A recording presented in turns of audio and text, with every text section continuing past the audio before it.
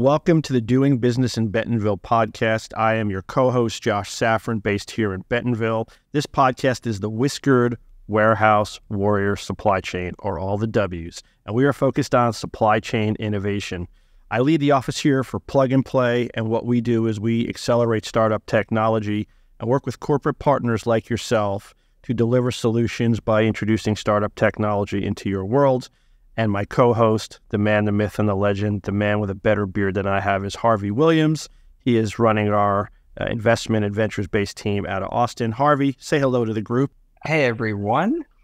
We are really excited to bring you guys cool founders and cool startups that are changing the dynamic for the work inside of the supply chain. So whether it's a hardware company or a software company, whether they are 12 months old or 12 years old doing this, we want to bring in and focus and highlight all the good work that entrepreneurs are doing in this space to make everybody's job more productive, easier, and safer. So thanks for listening, and we're excited to bring you guys this series. Welcome to the Doing Business in Bentonville podcast. Today, I am your host, Josh Saffran, and this is the Whiskered Warehouse Warrior Supply Chain, where we're focused on innovation in the supply chain. And we bring in the coolest guests to you talking in this space. I am Josh. I lead the Plug and Play office here in Northwest Arkansas. And I got my co-host with a fine-looking beard, Harvey Williams. Harvey, say a quick hello to the fans. So we're going with the Whiskered Warehouse Warriors, huh? Well, unless I love this. Give us a better name. I mean, we are Whiskered. We are talking about warehouse, and I know you're a warrior.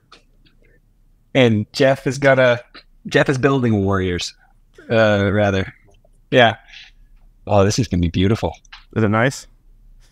Oh, I'm so excited. And our first guest we're ever going to have is Jeff Cardenas, who is the CEO and founder of a super cool company called Apptronik. Jeff, welcome. Thanks for having me here. You are always welcome here. And I love the photos you have in the background.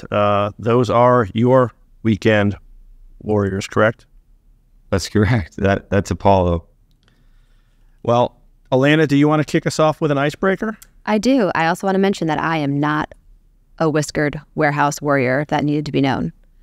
Okay, so we're going to play a little icebreaker of Mad Libs using some recent supply chain headlines. So I'm going to ask you guys for a noun. Harvey, go. Ship. Ship. Okay, another noun. Table. Color. Jeff. Green. A type of transportation. Harvey. Motorcycle. Oh, I didn't see that coming. And maybe I'm trying to mess this up somehow. Maybe a group think. I need a ship name. Evergreen. Okay. Oh, I like Titanic. Let's go with Titanic. Let's go Titanic. Good one. All right. So our headline is the world's first ship-to-table green methanol bunkering for motorcycle Titanic. Successful. Thank you, Gen AI. Mm-hmm. Very well done. All right. So we have one more. Proper noun, Jeff. Lincoln. Blanket. Lincoln. Lincoln, like Abraham. Lincoln. That makes more sense. A noun. Josh. Cup. Verb in the past tense. Sprinted. And a You guys job. don't have to know this, but I read. So We have our plug and play group. Jeff, I need a job title, not CEO. Head of operations. All right, you guys came up with Lincoln is back with a new cup of and open AI researchers sprinted of AI breakthrough ahead of head of operations ouster. Wow. That was a mouthful. Yeah. I'm confused. Yeah. I didn't see that coming. But Elena, an awesome start to our podcast. Thank you. You're welcome. And work on the whiskers, huh? You got to be part of the team. I don't think I want to work on that. Or get a cat. Get a cat. How many cats do you have? Oh. Isn't he? I have 0 cats. I have 2 dogs, though. Maybe like Whisker. bring in some kind of stuffed animal or something to be part of the Whiskered Warriors. Okay, next time I'll. Next time, be I- more. We need a mascot. All right. I Better love it. prepared next time. Jeff, do you go by Jeff or mascot. Jeffrey? How do we want to introduce you? I go by Jeff unless I'm in trouble by my wife or parents. Harvey, when you're in trouble, do we just throw a middle name in? Because Harvey is Usually abbreviated. It's Harv. uh-huh. Yeah. And my daughter has started to pick up on that, where she's calling me by my first name. And that's not fun. But you know how you would not be in trouble? If Jeff was able to get you Apollo as a permanent gift for Valentine's Day for the house. I mean, just think about Apollo doing laundry, making dinners, feeding the babies. Let's start to talk a little bit about Apollo. Jeff, give us a background on Apptronik and this funny, cool guy named Apollo. Yeah, I guess where do I start? So Apollo is really born out of many years of research and development. We started the company in 2016. We came out of the human-centered robotics lab at the University of Texas at Austin, working on a robot for NASA Johnson Space Center that was called Valkyrie. So Valkyrie was a humanoid robot that was built for something called the DARPA Robotics Challenge, 2013 to 2015. And then there was a couple researchers, Dr. Luis Sintis and Dr. Nick Payne, Luis and Nick, that were working on Valkyrie as part of this lab at University of Texas at Austin. So I met Luis and Nick when I was finishing up grad school and had these ambitions of building a great company here in Texas and really sort of pushing the next frontier. So sort of my background and my lens was, for a long time, I'd felt like I'd been born in the wrong generation. I had been really inspired by Apple and Steve Jobs and what he'd done for the world, and sort of daydreamed of what that would have been like to be alive back in the 70s and seeing the personal computer and sort of ridden that all the way up, all the changes that it made to society as a whole. And that's sort of what I was looking for when I was in grad school, is what's that next major transformative technology that's going to really impact the way that we live and work. And when I met Luis and Nick and I saw Valkyrie, I thought, that's it. That's the next big thing. And so we were starting with a $5 million plus NASA shiny robot. And the goal was to get to a commercial industrial humanoid robot that we could build for under $50,000. And so we've done a tremendous amount of work. Apollo's our 8th iteration of humanoid robot.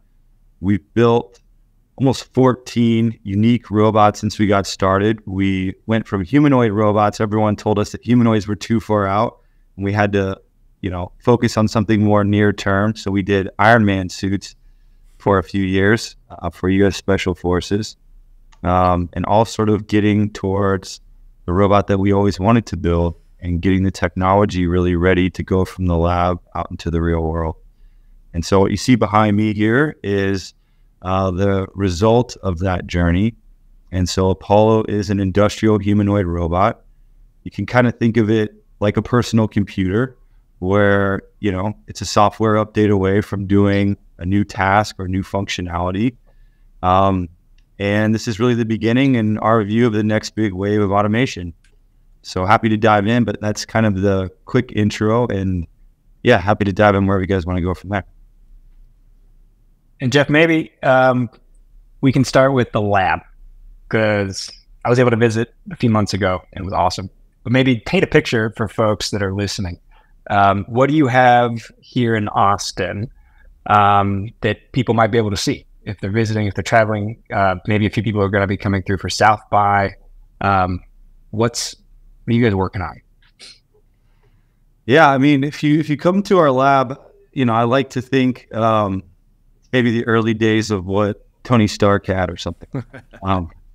We're in about 36,000 square feet here in Austin. We're building these robots from the ground up. We build everything from the actuators to the electronics to the structures. We have a range of systems that we're testing and bringing online.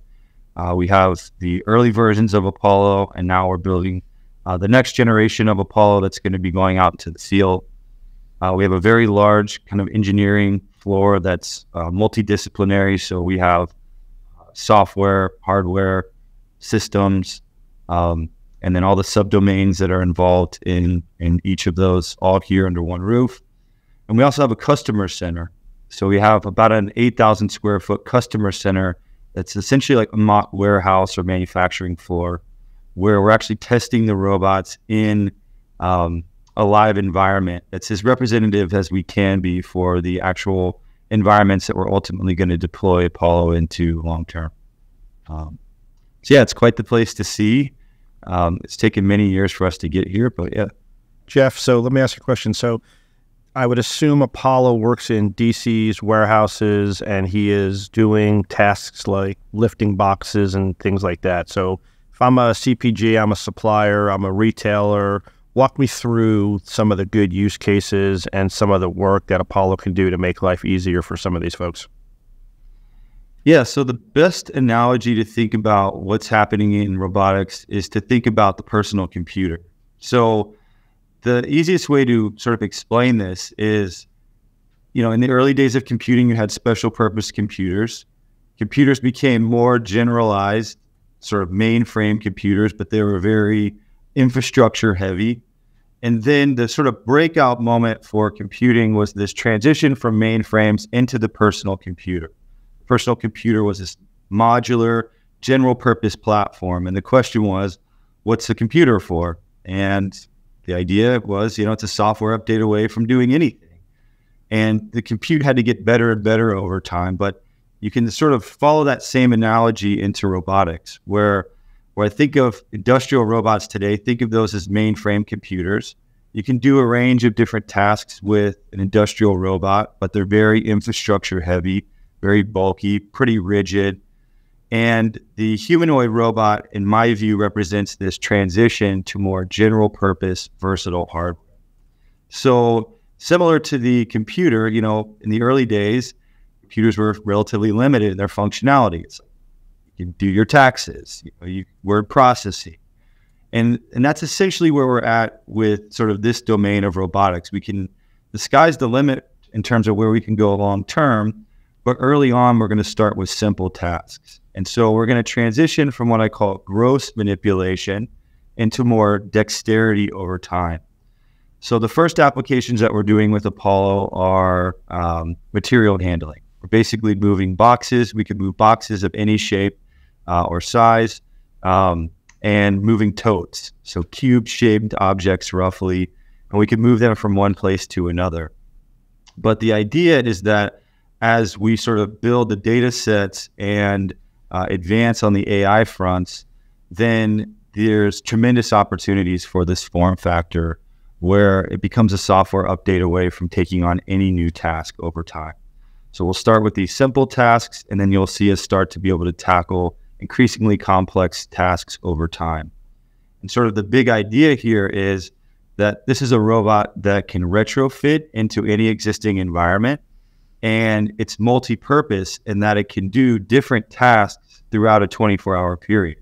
So we're going to start with these limited tasks, but then the idea is you have a robot that doesn't take very much infrastructure to install, and then it can do something in the morning, change the activity by lunch, and then even by evening, you can do something different, sort of flexing throughout your workflow through your supply chain initially over time. And mobility is important with the legs, but I think you guys are also doing floor-mounted installs, right? Where the torso is mounted maybe to a pedestal, maybe for kitting and kind of conveyor work. Is that right? Yeah, so the simple idea here is about versatility. So today you've got thousands of robots, and each of these robots does one thing. And what the future looks like is one robot that can do thousands of different things. And so, this is very much a story about AI and autonomy, but it's also about form factor for versatility. So if you take my analogy of the personal computer, the question becomes, what is the most versatile form factor? And for us, the answer seemed obvious. This was not a popular opinion when we got started. It's now become more and more, I think, consensus in the industry. But the idea is, hey, the world is built for humans. These workflows are largely designed around the human form factor. Humans are very sort of space efficient. So we take up a very small footprint, but we have a very large workspace. We use 2 arms. We can reach high. And so what you want to build then is basically the most versatile platform you can build. And there's these big debates, do you actually need legs if you're going to go with the humanoid form factor? Why not put it on wheels? Do you need any mobility at all? And to me, there's where the beauty of robotics sort of comes in that if you are smart about the way you build a platform like this, then you can build modularity into the system, and you can actually have all of those things in one form factor. So through all the iterations that we've done and all the work we've done in the humanoid space, what we realized is that depending on the use case, that you might want different forms of mobility, or maybe you don't need mobility at all. And so the way that Apollo is designed is with a modular upper body. So all the battery and compute is actually in the upper torso.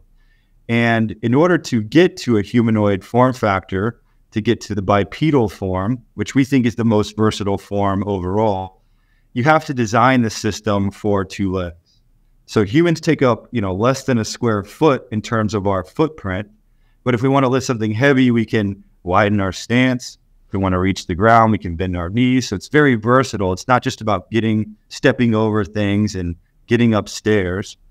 And so if you want to be able to sort of move into that space, you have to design the system for bipedal locomotion. You have to get the mass distribution correct. And then you can always simplify the problem by, as you mentioned, put it on a pedestal, put it on wheels, you could put it on tracks, and you could put it on any sort of mobility base that you want down the road. The inverse, though, is not true. So if you build a system for legs, or for wheels, you can't just go put it on legs. Like, you have to resolve a whole number of problems, both on the hardware and software side. And so, this is where we think the path towards wide-scale adoption is modularity. The same principles apply to the end effectors as well. So we think ultimately some version of hands is going to win the day.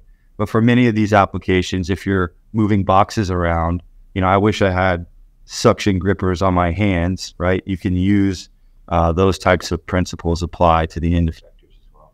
So Jeff, Harvey, like myself, is a procrastinator, and when it comes to Valentine's Day, I'm sure neither of us have gotten gifts yet for our amazing wives. This is not for sale for Harvey or myself to buy, but if a corporation wanted to buy a handful of these things, a small army, can you start to share a little bit around costing and what some of that stuff looks like? Anything you can provide to a company that may be interested in procuring some of these? Yeah, so these robots are not available for consumer yet. The applications that they can do are relatively limited compared to what they'll do in the future. And if you look at something like the home, this is the most complicated, environment that there is. Some people's homes are messier than others, but everyone's home is different. Things are laid out in, different places. And so there's a lot of technology development, in our view, that still has to happen for us to get towards the home robot, but this is where we're headed. And so what we're really focused on is the commercial markets, where there's enough repeatability that you can get a robot doing something, continuously over a 24-hour period. And we'll get more and more what we call unstructured over time. But if I'm the head of CPG, supply chain, fill in the blank, and I wanted to have a bunch of these in a DC, how would I go about procuring these, and at what types of costs are we looking at? Yeah, so one of the exciting things about where we're at now in this space is that we can now produce these robots at much more affordably than we could in the past. So it depends on how you want to buy the robots, but we have 2 sort of business models. Either robots as a service, where you're effectively leasing the robots, or we have a CapEx model where you can actually buy the fleets outright. On Under the RAS model, we can offer immediate savings compared to what your labor spend is today. So in some cases, we can offer a 20% discount to what existing labor is. Long term, we think we can offer up to 50% discount to existing labor over time. So the economics are really compelling. On a CapEx model, we want to be, our ambition is to have a 1-year sort of payback period. Right now, we're a little less than 2 years. But this is something that will improve and get better over time. So we haven't released sort of immediate pricing. And in all honesty, this is something that we're still working through. But one of the major opportunities here is that if you can build a much more capable, versatile system, and you can do that more affordably than what we've been able to do in traditional robots, that really changes the game for how we, the business models and how we consume this type of automation long term. And so I talked about all the iteration that we've done over time. That's really where a lot of the iteration came from, was how do we build a very capable system like this? But the goal for us is to actually build a full humanoid robot for less than the price of many industrial robotic arms that are out there on the market today. And that's taken the better part of a decade for us to get to. And our view was, if you can do that, then that really changes everything. And we're now at that sort of initial entry point where we can do that. And Jeff, on the business model piece, what's your take right now, right? Because like the traditional, I guess, thought is enterprise would want to go CapEx, SMEs will want to go RAS, but the robotics space, I think, has been working on RAS now for maybe a decade, maybe a little less, and it's shifted. I think the idea behind how to pay for this and how does the business case pencil. So I'm curious, where do you think the market is right now on business model, not necessarily pricing? I think it's fairly industry dependent. So if you look at, in logistics, if you look at 3PLs, the robots as a service model is obviously very attractive. They don't want a lot of CapEx spend largely. There's some large 3PLs out there that do make big capital investments. But so if you look in logistics, RAS has really dominated in terms of what our customers are looking for. If you look at manufacturing, it's the inverse. Manufacturing, they're very comfortable with the CapEx model. I think in the early days of this space, a lot of people are really trying to determine, how real the technology is and when it's going to be ready. So I think that we've reached the point now where there's a lot of consensus that this is the future. The question is, when is it, when is that? Is that next year? Is that 2 years from now? Or is that going to take longer until this is really ready for prime time? And so what we're seeing is, in the early days, a lot of interest in the RAS model, where folks want to try out the robots and really sort of understand how it works, integrate at a smaller scale, and then sort of make decisions over the long run. I think, though, that robots as a service is here to stay. And I think that it's really compelling to get beyond sort of the larger companies and into a lot of the small to medium businesses that traditionally haven't been able to afford major capital expenditures, that do have major labor challenges. That's doesn't matter who you talk to across the board. Everyone has a hard time of finding consistent, reliable labor. And so these new RAS models really offer the opportunity for folks to sort of get into this space and test it out and start to, solve some of these problems. So Jeff, I am the head of supply chain for CPG 123XYZ, and you've convinced me I want a whole fleet of Apollo. And I walk into the head of my HR, and she says the following to me. One, what about the safety of my workers with Apollo being there? How do I guarantee their safety? And two, is this going to eliminate jobs for people? And my response back as the head of supply chain that wants to buy a fleet of these from you is what? So we came from, one of the things that I talked about in the front end of this is we came from the human-centered robotics lab at the University of Texas. So we've been thinking a lot about human-robot interaction and sort of this future for a very long time. In terms of safety, one of the things that we're world leaders in is something called force control. So this is sort of a new paradigm in robotics where you offer the sense of touch to these robots. Traditionally, robots were position controlled, where they were just moving to waypoints, and now we've added this sense of touch. You saw the introduction of that with cobots. So that started in 2004.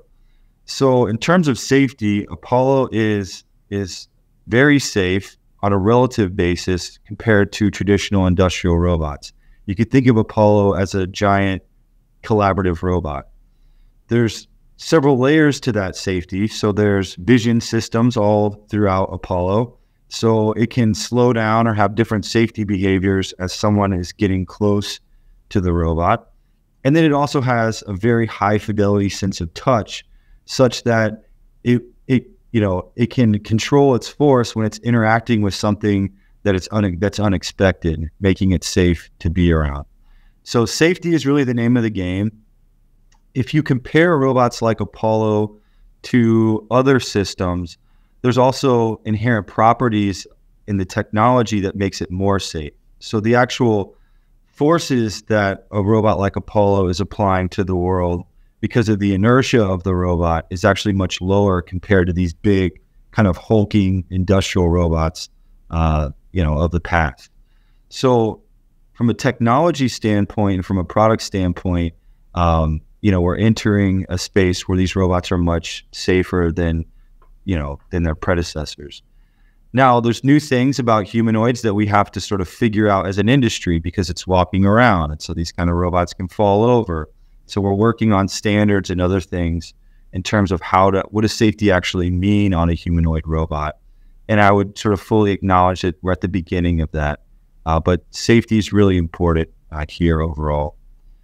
In terms of the job question, I think if you actually go to many of these companies, what you'll find is they just don't have the people to do the jobs they've already got today. Yep. So, I think that's sort of the big question here is the question that, we need automation just to continue business as operating today, let alone growing into the future. Everyone's experiencing the same types of labor shortages. And the question is just, what's the form factor? So Apollo is no different than any other robot. It just happens to have a form factor that, roughly resembles a human.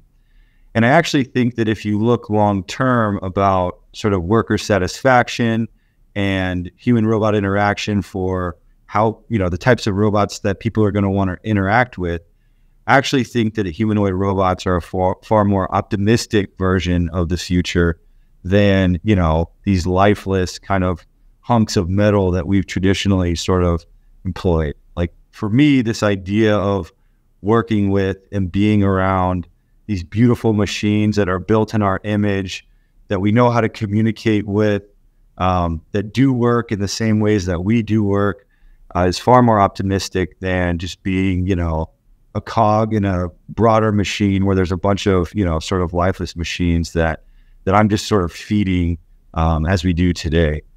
So I think that these are, important conversations and topics, but I think that automation is going to be really important to the future. We don't have the people. If you look at the demographic trends that are, that we're facing, it's not going to get better. I think it's actually going to get worse. And so it's really just going to be a debate about how we do that and sort of where we apply it. But this is the way of the future. Yeah, I was at a supply chain seminar at some point. There was a couple hundred people, and somebody on a panel was on stage and said, raise their hands, show of hands, who in this room went to school saying they want to unload boxes from a trailer? That wasn't a person that put their hands up, because that's not what people went to school for, what they want to do. So I think you're spot on there. Harvey, anything? And in terms of industry, where people are going to start seeing this first, right? It kind of feels like it might be automotive, because you've got the Tesla bot, Jeff, and I think you're quite familiar with that group, and Elon, both being in Austin. And then you've got, I think, Figure and BMW partnering up, right? You've got a couple of others, Ford and Agility. So do you agree? Do you think automotive is the industry that's pushing this forward because they're more familiar with industrial robotics as an industry and a culture? Or do you have a different opinion? I think you're going to see a lot in the news and media about automotive, and I think automotive will be, a major sort of early adopter. I mean, we've actually worked in automotive over the course of many years on projects like this, and so sort of very familiar with the use cases. What I'll say is that many of the automotive use cases that haven't been automated today are very difficult, at least compared to logistics use cases. So I actually think that where you'll probably see the highest uptake of these types of robots is going to be in logistics and in the supply chain. And if you actually look at automotive, where you'll see the earliest sort of, big use cases and deployments will probably be in those types of tasks, in the supply chain task, actually, because those are maybe the easiest tasks to sort of start with. That's the lowest hanging fruit. Dexterous manipulation, where you require fine dexterity and you have to orient parts, these are still pretty challenging things to do on a mobile robot and to do at the speeds that are required for this type of work to be economic. But there is a huge amount of demand. And if you look at the margins from automotive as a whole, there's existential reasons why they need to really focus on this long term. But I actually think where you'll see the most uptake over the next 5 years is probably going to be in logistics and throughout the supply chain. And I mean, I'm sure as you guys know, the supply chain underpins the entire economy. And so our view is that's where you start, and that starts to provide an entry point across many industries. So you can think about, our view is you sort of start in the warehouse. We'll also be looking at manufacturing as well, but really focused on the warehouse. And then you can sort of move down into manufacturing or up into retail. And I think across those sectors, manufacturing into warehouse into retail, is where you're going to see sort of the largest uptake of these types of robots over, let's say, the next 5 years. Construction, energy, security, these are other areas where you'll start to see uptake, but in much lower volumes than I think you'll see in logistics and supply chain. Super cool. Jeff, I have one last question / comment / story, I guess I'm looking for from you. I had a chance to see Apollo in person, and it's pretty badass. Can I say that, Elena? Badass? I guess I can. Accept. It's pretty badass. You had some interesting visitors. When we get to talk to some of these founders, as Harvey knows better than me, the stories are amazing. And you had a very impressive tech individual come down to Austin and tour your facility. I'd love to hear a little bit more about who that was, if you can share what that experience was like for you personally. Yeah, we've been really fortunate kind of being in this space. We've actually had a number of, people that I really look up to and respect visit us over the years. Most of them we can't talk about, but one that we can talk about that was made public was having Bill Gates come and visit us. So I use the analogy of the personal computer as sort of an inspiration for what got us into this, and had the chance to try that out on Bill. Hey, what do you think about this analogy? He's like, no, I think you're right. I think that humanoids do represent one of the embodiments that really does mirror the personal computer. And it was great to meet him. He was very generous with his time, very thoughtful. One kind of interesting fact about it was he actually took notes while we met with him. So he had a legal pad, and he really just absorbed and was digesting a lot of the content, was taking notes. And I was really impressed by that for someone of his caliber to really be thinking through and learning about a subject so intensely. So, it was really an honor to have him here, and it's exciting to see him and other folks really put their voice behind this, because I think this is going to be an important part of the future. I think that's so cool when you were home with the family or out with the friends, be like, hey, pass the salt. Guess who came in and visited us today? And took notes. I mean, that's a pretty cool story. Yeah. It's interesting to be in a space where, I've joked, when you start a company, a lot of the advice you get is varied. It's very different. And maybe the only consistent advice we got when we started this company was not to do humanoids. Everyone was like, hey, this is going to take you 50 years. They're always going to be too complicated. They're always going to be too expensive. And our view was like, well, what if that's not true? What if they're not always too complicated and they're not always too expensive? And so we just really put our heads down over the last better part of a decade, really trying to change those assumptions and prove that we can build these types of machines and we can make them useful. We can sort of marry affordability with elegance and produce things that are beautiful and exciting to be around, and make the future an exciting, something to look forward to.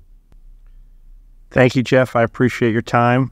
This was fantastic. Harvey, I'm going to ask you as a principal and lead investor in the space for Plug and Play, any, I can't say words of wisdom. You told me I can't say Williams' words of wisdom, so I won't go down that path. But too much. Anything too on the nose that you want to be able to share with the viewers around the humanoid space and how Plug and Play and you are viewing it from a landscape perspective? Yeah, Williams' words of wisdom. We're going to keep workshopping that one. I don't think that one's going to stick. But we're big fans of Jeff and what Jeff is building. I think the coolest part about this space, from our perspective, is Jeff is building this business in Texas. I think it's Jeff and maybe Eric Nevis at Plus One down in San Antonio, at least in our world, supply chain side for robotics, that are probably at the forefront of this space in kind of Central America, which I think is unique. Most other companies that are trying to do this are either on the East Coast or on the West Coast, right? Access to capital, access to talent, good universities. But I think what Jeff is proving is that is also true here, which is something I think that is very, very cool. And there is a certain pride, I think, that comes with that and wanting to work with companies from the heartland or from Middle America or from the South and from Texas. And that really does stand out. So for the listeners, if you want to start thinking about how to engage here in the robotic space, I'd probably say from our just pulse on the market, the US is probably right now out there in front. But there is a lot of activity happening in Japan and China, of course, in the humanoid space. I'm curious to see if Jeff has made some friends in other countries that are working on this. But I definitely think if you want to get started here, chat with Jeff first, because what they're building is definitely at the forefront of what the humanoid will probably look like in the warehouse. Right now, it's moving towards some boxes. Before too long, we're going to be unloading trailers, perhaps loading trailers as well.